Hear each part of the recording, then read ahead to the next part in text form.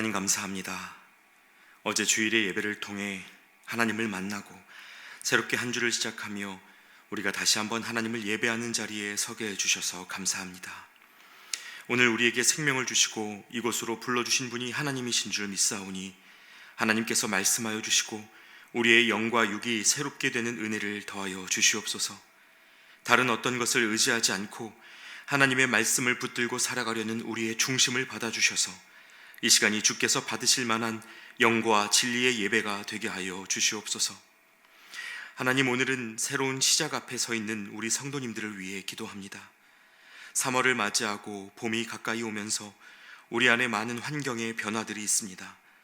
새로운 학년, 새로운 학기를 시작하여 선생님과 친구들을 만난 우리 아이들이 있고 그 아이들을 위해 기도하는 부모님들과 선생님들이 계십니다.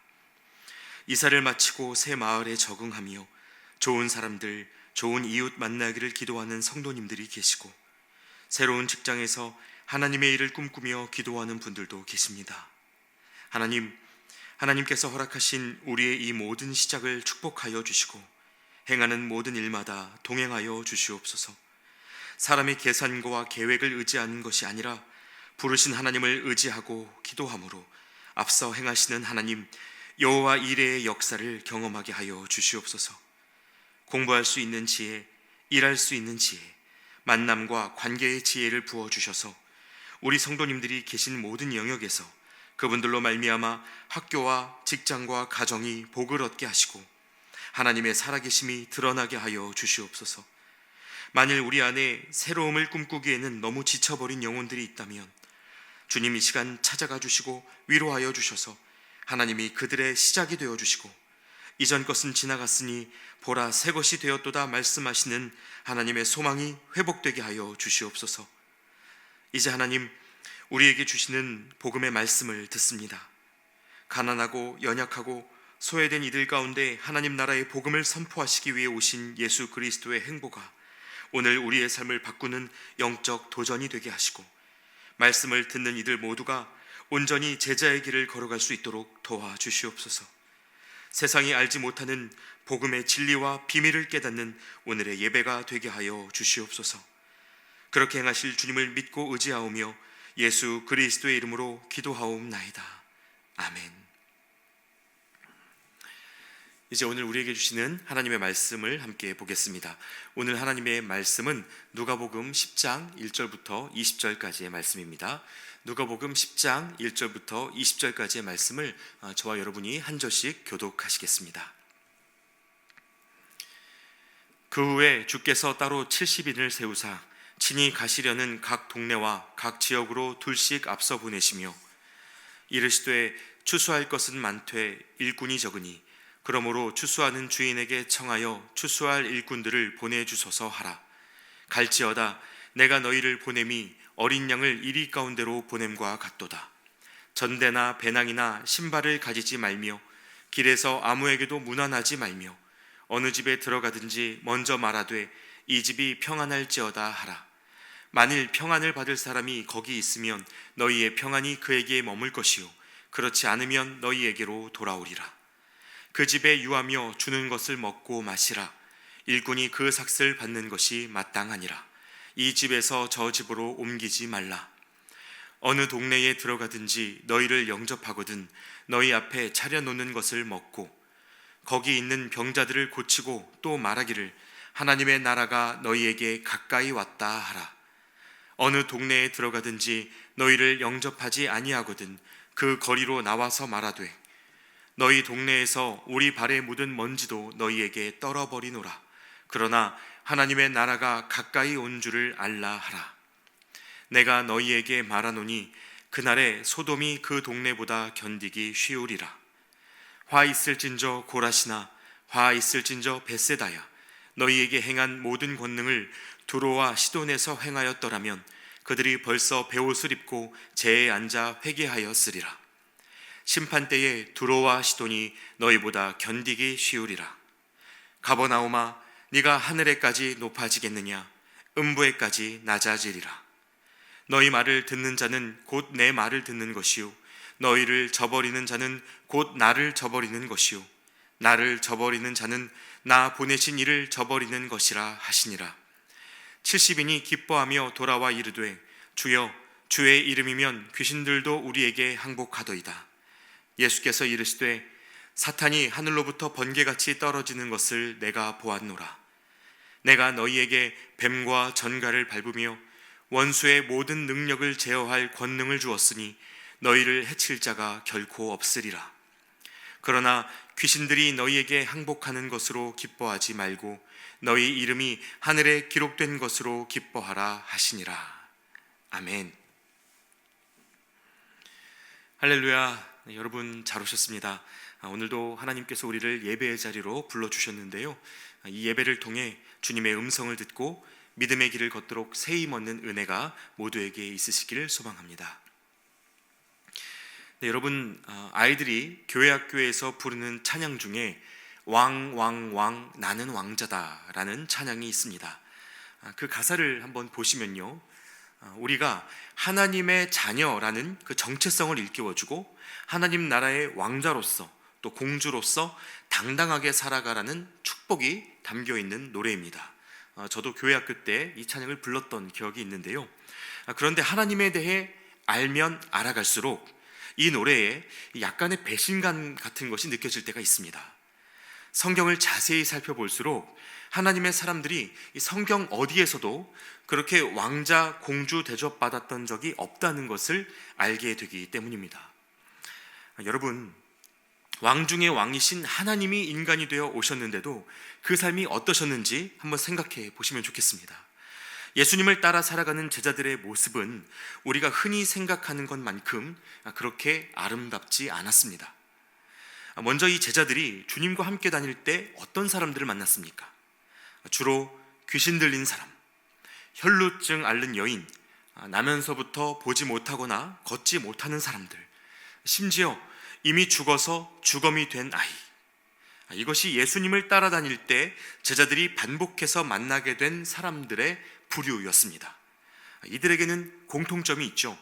유대인들이 가까이 하지 말아야 할 부정한 사람들, 즉 율법에 의하면 더러운 사람들이었다는 사실입니다. 그러니까 제자들이 다 유대인이었던 것을 감안할 때 그들은 금지된 사람들을 만나러 금지된 지역으로 다녔던 셈입니다. 여러분, 당시 유대 사회에서 이런 행동 자체가 이 제자들에게 얼마나 큰 도전이었을지 모릅니다.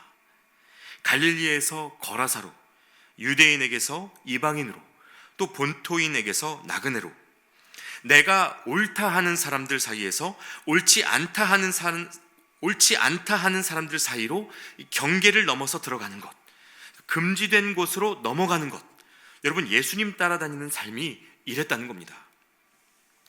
그럼 제자들의 이런 행보가 순탄하기는 했을까요? 환영받긴 했습니까?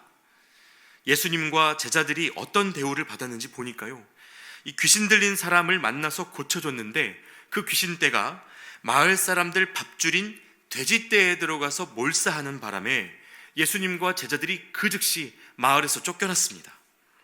12의 혈루증 앓던 여인을 고치시고 회당장 야이로의 이미 죽은 12살 딸 아이를 살려냈는데 정작 예수님의 고향에 갔더니 너 요셉 아들 아니냐고, 네가 무슨 메시아냐고 사람들이 웃는 겁니다. 내가 예수를 잘 안다 하는 이 사람들의 선입견과 고집이 얼마나 강한지 예수님이 기적을 일으키시고 죽은 사람을 살려내도 그 사람들의 고집이 꺾이질 않았습니다. 그래서 여러분, 이 복음서의 여러 장면들 안에서 제자들이 예수님을 따라다니면서 경험했던 삶은 그렇게 안전하거나 편안한 삶이 아니었다는 것을 알 수 있습니다. 화려한 것 같지만 환영받지 못했고 배척과 무시 속에서 아무 능력도 행하지 못할 때가 더 많았던 삶이었습니다. 그러니까 여러분, 이 말씀들에 비추어 보면요, 예수님을 믿는데도 삶의 어려움이 다 사라지지를 않고 가까이 하기 싫고 때로는 더럽게 보이기까지 하는 이들이 내 삶에 자꾸 꼬이고 있다면 어쩌면 그것이 딱 제자의 삶이고 부르심의 영역일 수 있습니다. 우리가 막연하게 기대했던 것과는 많이 다르죠. 내가 왕자다, 내가 공주다 노래할 때에는 상상하기 어려운 삶입니다. 그런데 여러분, 오늘 본문에 보니까요, 이런 당혹감을 아주 극대화시키는 예수님의 명령이 나옵니다. 에이 그래도 설마 하면서 긴가민가 했던 삶을 주님이 대놓고 말씀하시는 장면인데요, 어느 날 예수님이 70명의 제자들을 짝지어서 여기저기로 보내십니다. 복음을 전하고 하나님 나라를 증거하는 일에 헌신하라고 파송식을 하신 겁니다. 그런데 그 말씀이 심상치가 않습니다. 먼저 3절 말씀을 보시면요, 갈지어다 내가 너희를 보냄이 어린 양을 이리 가운데로 보냄과 같도다 라고 하시죠. 너희를 보내는 것이 이리 가운데 양을 보내는 것 같다라고 하십니다. 여러분, 이게 무슨 뜻일까요? 양은 이리의 밥이죠. 양이 이리에게로 간다는 건 죽으러 가는 것과 다름없습니다. 그러니까 주님 따라가는 길이 생명 걸고 가는 길이라는 것을 가르쳐 주시는 말씀입니다. 말씀대로 살면서 복음을 전하는 삶이 우리에게 전 존재의 헌신을 요구한다는 사실을 보여주는 것이죠. 6일간 이 세상 사람들과 똑같은 것을 추구하며 내 마음대로 살다가 일요일 하루 교회에 와서 마음의 먼지를 덜어내는 정도가 아니라 삶의 모든 기준과 방향을 바꾸고 하나님의 사랑을 드러내기 위해서 사는 게 신앙입니다. 그래서 신앙은 삶의 일부가 아니라 전부입니다. 소개팅 나가는 청년들 중에 남편이나 아내감을 찾을 때 모든 스펙을 다 갖추고 마지막에 신앙 하나를 덧붙여 놓은 사람을 찾는 경우가 많습니다. 돈도 좀 있어야 되고 학벌이나 외모도 받쳐줘야 되고 거기에 교회에 출석한다는 사실을 마치 이력서의 한 줄을 차지하는 스펙 정도로 넣을 수 있으면 되는 딱 그 정도의 부분으로 생각하는 경우가 많아요. 그런데 여러분, 신앙은 그 사람의 일부가 될 수 없습니다. 신앙은 한 사람의 전부입니다. 우리가 정말 예수님을 믿는다면 양이 이리떼 속으로 들어가듯이 신앙 때문에 생명 걸고 모든 것을 걸고 살게 됩니다. 삶의 선택들이 바뀌고 희생과 헌신을 감당하는 삶으로 나아갑니다. 풍요와 안전과 편의를 따라가는 게 아니에요. 그게 기준이면요, 여러분, 예수님 못 따라갑니다. 그래서 이어지는 4절 말씀에 보시면요, 전대나 배낭이나 신발을 가지지 말며 길에서 아무에게도 문안하지 말며 라고 말씀하시죠. 전대와 배낭, 이 신발 같은 필수품들을 챙기지 말라고 하십니다. 아니, 안 그래도 이리 속으로 들어가야 되는데 거기서 살아남으려면 이것저것 준비해야 되는 거 아닙니까? 길에서 누구를 만나도 문안하지 말라고 하시는데 이 정도로 바쁘게 움직이려면 더 챙겨야 되는 것 아닙니까? 그런데 여러분, 주님은 오히려 비우고 가라고 하십니다. 양이 살아남기 위해서 의지할 만한 것들을 다 두고 하나님만 의지해서 가보라고 하시는 겁니다. 그래서 이 말씀은 둘째로 주님 따라가는 길이 하나님만 의지하는 길이라는 것을 가르쳐 줍니다. 여러분, 우리가 이 시대를 살아가면서 갖추어야 할 것들이 얼마나 많습니까? 하다못해 아이가 태어나면요, 기저귀, 분유부터 시작해서 나이에 맞는 카시트가 필요하죠. 이 유모차도 종류가 너무나 많고 손잡이와 바퀴 회전까지 고려할 게 정말 많더라고요. 어린이집, 유치원, 초등학교에 진학하면서 부모는 그 아이가 잘 성장하도록 필요한 것을 채워줘야 되고 그 아이는 성적, 취업, 결혼, 내 집 마련까지 시간이 흐르는 단계에 따라 하나하나 갖추어야 그 인생 살만하다는 고백을 하게 됩니다. 그런데 문제는 이 과정에서 하나님의 개입과 돌보심을 얼마나 인정하고 살아가는가 하는 것입니다. 하나님을 모르는 이들은 이 모든 과정을 스스로의 힘과 노력으로 이루어야 한다는 압박 속에서 살아가죠. 그래서 없으면 불안하고 두렵습니다. 그러나 하나님은 바로 이러한 마음들에 앞서서 하나님이 살아계심을 기억하고 의지하는 법을 배우라고 하시는 겁니다. 그래서 때로는 우리를 부족한 상황에 두시고 또 궁핍에 두셔서 작은 것 하나에서도 하나님의 돌보심과 공급하심을 인정할 수 있는 마음을 우리 안에 만들어 가십니다. 내가 전대와 배낭이 있고 신발이 있어서 걷는 것이 아니라 하나님이 계시기 때문에 걷는다는 이 믿음의 고백들을 우리 안에 빚어내시는 거예요. 그리고 여기에는 주님이 제자들에게 기대하시는 더 중요한 역할이 있습니다. 여러분 5절 말씀을 보겠습니다. 어느 집에 들어가든지 먼저 말하되 이 집이 평안할지어다 하라. 바로 어떤 상황에서도 여전히 믿음의 고백을 드림으로 하나님의 샬롬을 증거하는 것, 여러분 이것이 제자의 삶에 부여된 중요한 소명입니다. 풍요 속에 있는 이가 전하는 샬롬과 결핍 속에 있는 이가 고백하는 샬롬은 그 무게 자체가 다르죠. 이겨서 누리는 사람이 말하는 샬롬과 내어주고 포기하는 사람이 말하는 샬롬은 다릅니다. 주님은 그분을 따라가는 길이 평안을 전하는 길이라는 것을 가르쳐 주시고, 상황과 조건을 넘어 하나님과의 깊은 관계로부터 나오는 샬롬이 있음을 증거하라고 우리를 제자로 부르시는 겁니다. 그래서 여러분, 이건요, 누군가 이기고 갖춰서 누려서 얻는 평안과는 전혀 다른 것입니다. 우리를 지으신 창조주 하나님의 품 안에서 우리가 있는 모습 그대로 용납될 때 느낄 수 있는 자유와 해방의 경험입니다. 돈이 없어도, 계급이 낮아도, 나이가 어리고 몸이 약해도 예수 그리스도의 이름으로 모이는 공동체 안에서 서로가 받아들여지고 사랑을 주고받는 경험이 있어야 그것이 제자 공동체로서의 정체성을 지키는 힘이 된다는 것입니다. 여러분, 우리가 신앙생활을 하면서 알게 모르게 자신과 서로에게 또 다른 율법을 얹어주고 도덕적인 압박을 주는 경우가 있지 않습니까? 기독교인이라면 응당 그래야 마땅하다라는 이 율법적 기준들을 강조하느라 그 과정에서 하나님의 샬롬, 이 마땅히 나누어야 하는 평안을 훼손하게 되는 경우들이 있습니다. 이러면요, 목적지는 같은데 가는 길이 어긋나는 경우가 생깁니다. 여러분, 기독교 신앙은요, 사랑하고 사랑받음으로 그 조건 없는 은혜를 동기로 새 삶을 시작하게 하는 것이 핵심입니다. 가까운 지인이나 가족들을 전도하려고 할 때 교회에 나가자는 그 말이 사랑으로 다가와야 하는 것이지, 율법으로 다가오면요, 누군가 그 말 듣고 교회 가더라도 이거 잘 가는 게 아닙니다. 이제 한번 나왔으니까 됐지 이러고 더 잘 안 나올 가능성이 높아지는 것이죠.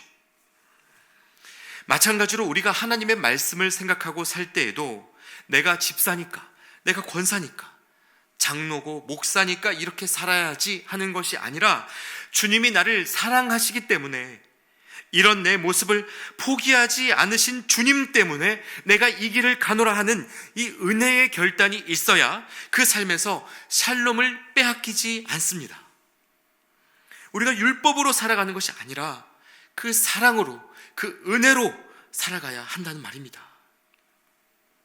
사실 여러분, 오늘 본문 속에서 예수님이 향하고 계시는 이 예루살렘 도성, 당시 유대 사회에서 신앙의 중심지라고 할 수 있는 이 예루살렘이요, 그 이름 자체가 샬롬의 도시, 평화의 도시라는 뜻을 갖고 있었습니다.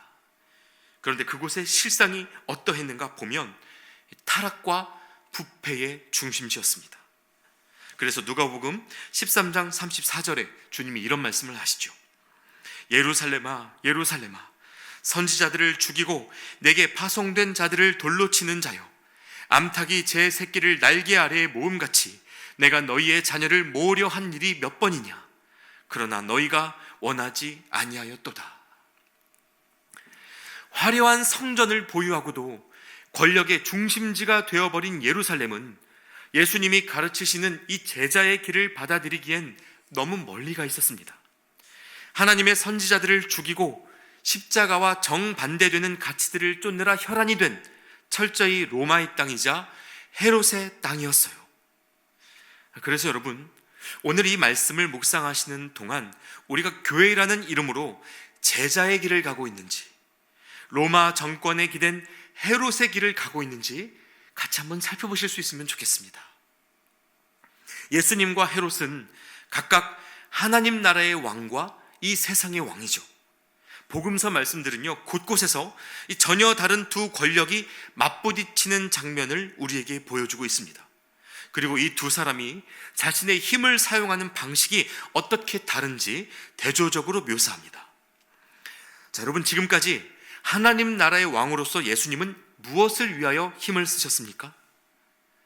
만나지 않아야 더 편하고 가지 않아야 더 안전했을 그런 땅으로 제자들과 함께 들어가는 데에 힘쓰셨습니다.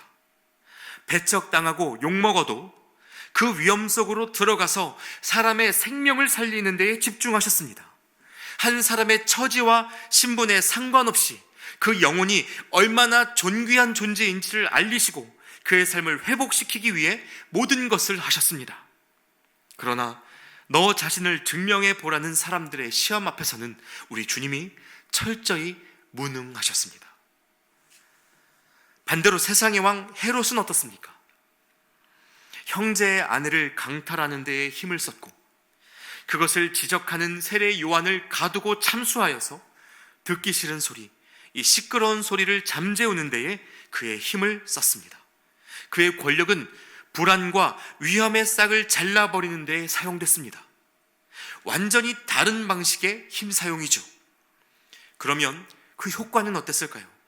여러분, 마가복음 6장 14절 말씀에 이에 예수의 이름이 드러난지라 헤롯 왕이 듣고 이르되 이는 세례 요한이 죽은 자 가운데서 살아났도다. 그러므로 이런 능력이 그 속에서 일어나느니라 라고 되어 있죠. 하늘의 권세와 땅의 권세가 맞붙었을 때 드러난 것이 헤롯이 아니라 예수님의 이름이었다는 것입니다. 여러분, 이 일이 일어난 시점을 생각해 보셔야 됩니다. 예수님이 제자들을 보내시고 그 제자들이 일하기 시작했던 것은요, 세례 요한이 죽은 뒤의 이야기였습니다. 그러니까 정말 비상식적인 일인데 죽은 것이 산 것을 이기고 있습니다. 약한 것이 강한 것을 이겼어요. 여러분, 이것이 성경이 말하는 진리입니다. 우리가 그토록 피하고 싶은 이 불완전한 제자의 삶이 세상의 안전망을 뚫고 들어가 승리를 얻는다는 것입니다. 결국 세상의 왕이 자신의 권력과 힘으로 사람을 억압하고 죽이기까지 했으나 그것은 사실상 아무것도 죽이지 못했습니다. 자기는 다 죽였고 끝냈다고 생각했는데 세례 요한을 생각나게 하는 그런 사람이 또 나타났습니다. 예수님 한 사람뿐만이 아니라 그를 닮은 제자들이 곳곳에서 일어나서 일하기 시작했습니다. 자신의 모든 것을 걸고 생명을 걸고 전대와 배낭과 신발이 아니라 하나님만 의지하면서 그리스도의 샬롬과 평안을 전하는 그 사역을 어느 누구도 포기하지 않았습니다. 여러분, 언젠가는 끝날 이 한 번의 인생 중에 우리가 보냄받은 제자로 이 땅을 살아가고 있다는 사실을 기억하실 수 있길 바랍니다. 손해보는 삶이고 때로는 위험하고 아무도 인정해주지 않는 삶이라고 할지라도 복음은 결코 실패하지 않습니다. 세상의 가치관으로는 바보 같아 보일지언정 예수님 따라 살아보겠다는 사람들이 있을 때 하나님 나라는 오늘도 이루어져 갈 수 있습니다. 이 소망을 붙들고 그렇게 제자로의 삶을 한 걸음 더 결단하는 저와 여러분이 되시기를 우리 주님의 이름으로 축원합니다. 기도하겠습니다. 하나님, 오늘도 우리에게 말씀해 주셔서 감사합니다. 주님의 길을 따라간다는 것이, 제자로 살아간다는 것이 때로는 참 두렵고 어렵습니다. 빼앗기지 않으려면 뺏을 수 있는 자리에 올라가야 한다고 말하는 세상 앞에 우리가 얼마나 분명하게 복음을 말하고 그 영적 도전에 맞설 수 있을지 모르겠습니다. 그러나 주님, 우리가 주님을 의지합니다. 죽음의 십자가 위에서 생명의 길을 열어주신 주님을 기억합니다. 주님, 우리를 불쌍히 여기시고 예수님을 따라 한 걸음 더 걸을 수 있도록 이 시간 믿음을 더하여 주시옵소서. 십자가의 원수로 살아가는 세상을 오히려 안고 섬기며 하나님의 일을 이루는 우리 모두가 되게 하여 주시옵소서. 예수 그리스도의 이름으로 기도하옵나이다. 아멘. 계속해서 함께 기도하겠습니다.